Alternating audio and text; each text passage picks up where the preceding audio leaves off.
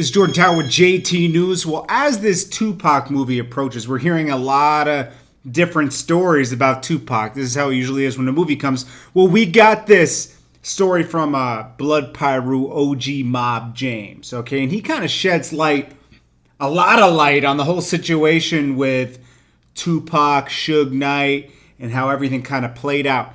This was the guy that kind of brought the Bloods to Suge Knight. Okay, this is how he tells it. I'm just telling you what he said. I don't know facts. I was way too young. Most of you were way too young as well.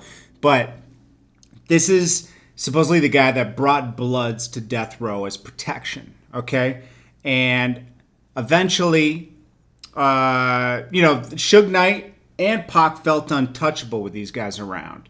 This guy says that Suge Knight was scared of these guys, these Mob James Bloods, basically. I don't know their exact, there's so many different kinds of Bloods in LA, but he said that Suge Knight would pay his way, whenever he had a problem with one of them, he would pay his way out.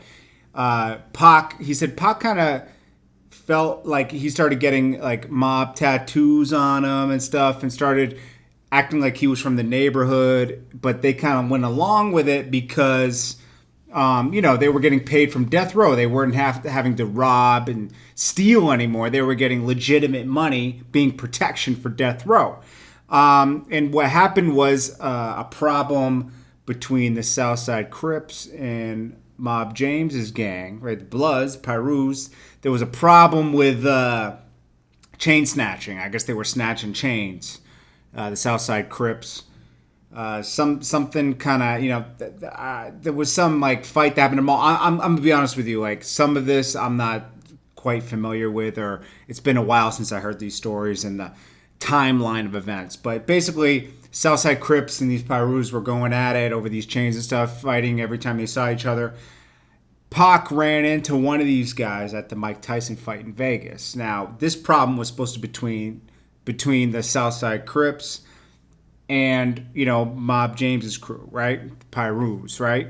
Now, I don't know what kind of, there's many different kinds of Pirus, like I said. So anyways, that fight happened between Orlando Anderson and Pac. Now, Pac wasn't supposed to fight. He said Pac should have stayed out of it because it wasn't his problem. But Pac kind of turned up because he had everybody with him and fought him, and he was mad because Suge Knight didn't stop him. Pac was the money. Pac was the artist. He shouldn't be fighting, but he fought, and then he believes that if Pac didn't fight that night with this guy, and you can see the infamous MGM footage of Pac coming out and fighting this guy, and a bunch of people fighting this guy, he believes that Pac being killed right after that on their way to the Club 662, Orlando Anderson and his crew took revenge and killed Pac. And then this guy, Orlando Anderson, died in an unrelated shooting in 1998. Now, he said Pac's attitude changed when he started associating with the Pirus, okay? Because he felt unstoppable. This clears up a lot of stuff because, there were so many conspiracy theories to, this person got Pac killed, this clears up a lot of stuff.